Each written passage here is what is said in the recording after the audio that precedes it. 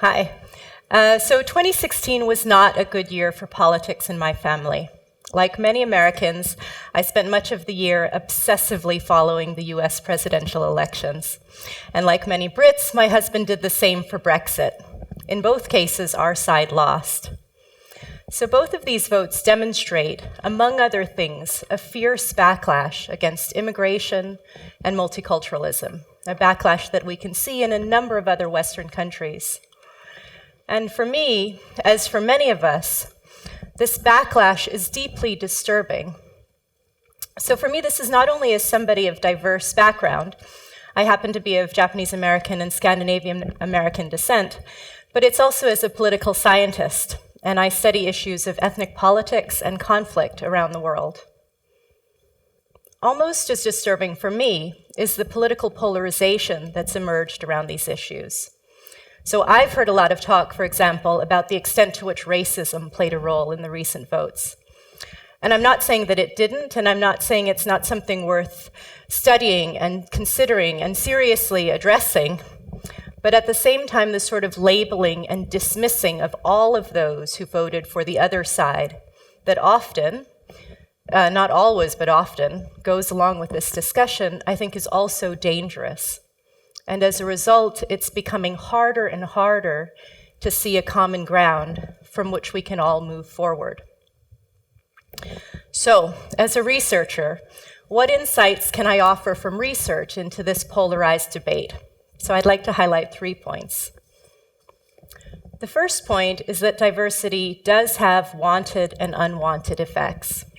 And in fact, conventional wisdom among many economists and political scientists has been that diversity is linked to conflict, underdevelopment, and poor governance. And in particular, a number of scholars point to sub-Saharan Africa, which is the most ethnically diverse region in the world, and they argue that this has something to do with the fact that it's also the poorest. So this relationship, the idea that diversity poses these big challenges, has been called one of the most powerful hypotheses in political economy. And it's actually been argued that it is so well established empirically that the evidence is so solid that we should stop studying whether it exists, and we should instead focus on studying why it exists.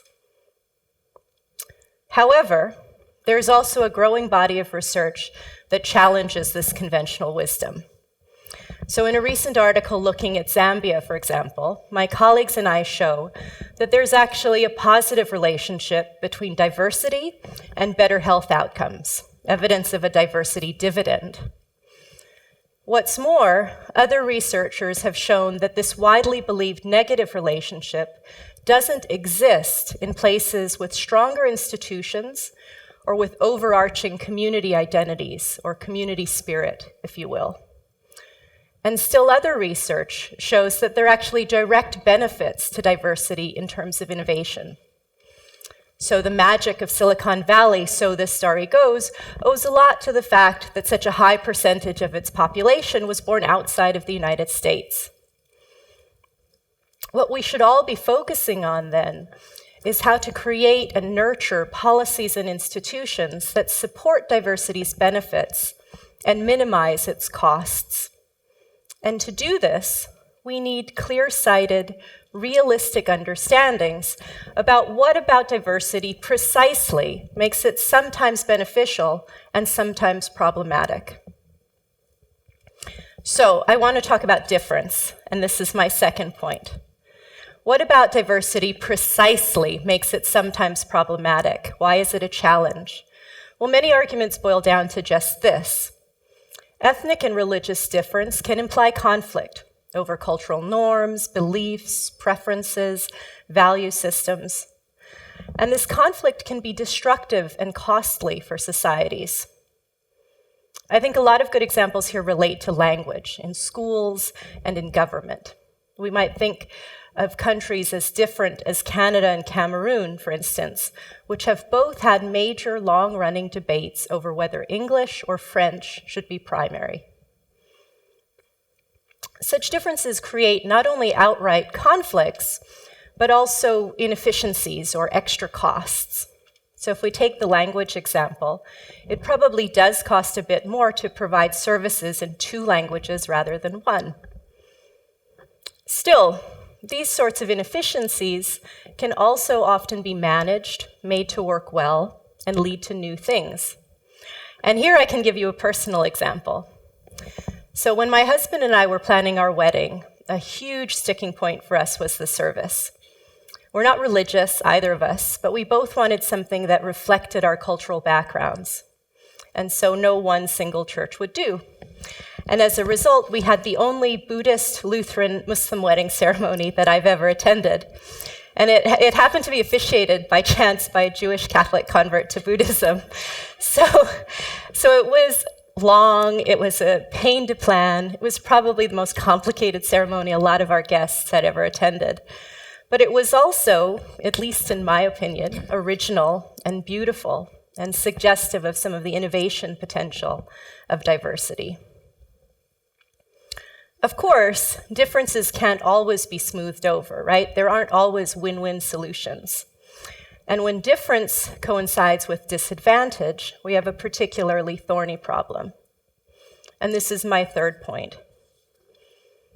So when groups are separated not only by culture, but also by socioeconomic status, by how much money they make, by the type of jobs they have, by their levels of education, by their power and their access to power, this sort of inequality creates additional barriers to their interaction. I think it's important to note here that this inequality affects not only minority groups in society, but also majority groups. So not only African Americans in the United States, for instance, but also Americans of European descent. Not only migrants in Europe, but also native European populations. But rather than diversity being the central problem is inequality. Inequality intersecting with diversity. And this is what we should all be focusing on addressing. So when I say this, I imagine many of you are thinking affirmative action, because this is the policy response that I think most of us are most familiar with here. And I think this is one option that should be considered, seriously considered. But there are a number of other policy options, and we might think, just to give one example, about promoting equal access to education, starting from early childhood. So, all in all, individuals on both sides need to recognize that this debate over diversity isn't as simple as saying diversity is good or diversity is bad. It can have benefits and it can have costs. And for liberal multiculturalists, for people sort of like me, it means recognizing that many of those who voted for Trump and Brexit do have some concerns over difference and over disadvantage that are worth considering and worth speaking to. And for Trump and Brexit supporters, it can mean recognizing that diversity isn't just something to manage, it's something to value, something that brings value. I think regardless of where you stand then, let's try to look at the evidence. There's a lot of research here. The talk just skims the surface. And let's try to move away from these politically entrenched positions. I think this can be really hard, I know, and it will require tolerance and empathy and kindness on all sides. But I think, and I hope, that in this way we can rebuild and build a common ground, a place from which we can all move forward. Thank you.